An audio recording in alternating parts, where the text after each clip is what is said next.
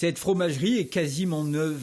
Elle n'avait fonctionné que 6 mois, 700 mètres carrés, un peu vide encore.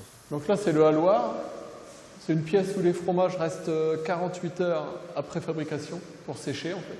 Thomas Gobaille, éleveur laitier, est l'un des 2 nouveaux propriétaires des lieux. On s'est dit comment on va arriver à faire tourner cet outil-là, parce que nous, on est agriculteurs à la base, on n'est pas du tout fromager, c'est un autre métier. Et produire, c'est bien, commercialiser, c'est encore autre chose.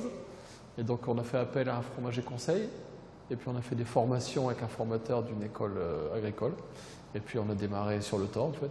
Depuis 6 ans, cet outil de production était à l'arrêt. Aujourd'hui, il renaît. Le carré d'Éparcy est désormais reconnu comme maroilles. Un maroilles fabriqué une journée par semaine par 2 éleveurs laitiers associés et leurs salariés. Pour l'instant, on transforme 1300 litres par jour et il nous reste encore 2-3 bassines qu'on pourrait remplir. Donc on pourrait encore faire 600 litres de plus par jour et puis après monter à plusieurs productions par semaine. Partie de 90 maroilles, la production atteindra bientôt 300 fromages par semaine.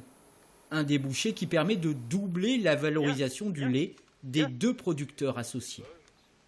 C'est toujours pareil, pour gérer une exploitation, c'est difficile. Le matériel coûte toujours le même, plus en plus cher, les aliments, les charges. Si vous avez un prix qui est toujours en dents de scie, c'est pas évident de gérer une exploitation.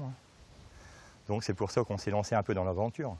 Les capacités de la fromagerie d'Éparcy peuvent permettre aux 2 exploitants d'écouler, un jour peut-être, la moitié de leur production laitière annuelle.